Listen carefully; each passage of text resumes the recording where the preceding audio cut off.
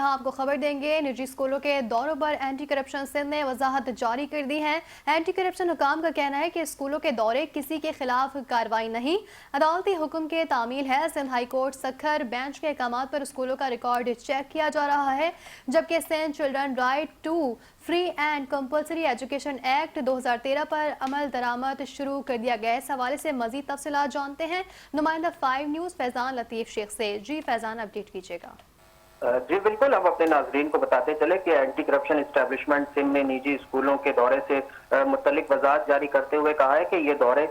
کسی اسکول یا فرد کے خلاف کارروائی نہیں بلکہ سندھ ہائی کورٹ سکر بینچ کے احکامات کی تعمیل میں کیے جا رہے ہیں، جبکہ اینٹی کرپشن حکام کے مطابق عدالت کے حکم پر Sindh children right to free and compulsory education act 2013 پر عمل درآمد سے متعلق ریکارڈ کی جانچ کی جا رہی ہے۔ اس ضمن میں ٹیمیں اسکول میں دستیاب دستاویزات، ریکارڈ اور والدین کے بیانات قلم بند کر رہی ہے، جبکہ حکام نے واضح کیا ہے کہ نجی اسکولوں کے دورے مکمل طور پر قانونی دائرے کار میں ہیں، جبکہ سوشل میڈیا پر گردش کرنے والی بعض خبریں گمراہ کن ہیں۔ اس عمل کی نگرانی کے لیے ایک اعلیٰ سطح 3 رکنی کمیٹی بھی تشکیل دی گئی ہے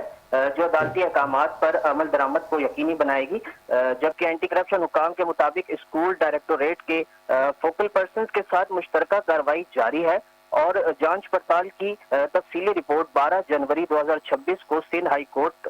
سکھر میں پیش کی جائے گی، جبکہ حکام نے عوام اور میڈیا سے اپیل کی ہے کہ غیر اطلاعات پھیلانے سے گریز کریں، کیونکہ اینٹی کرپشن اسٹیبلشمنٹ کی تمام کارروائیاں شفاف، قانون کے مطابق اور عدالتی نگرانی میں انجام دی جا رہی ہے۔ جی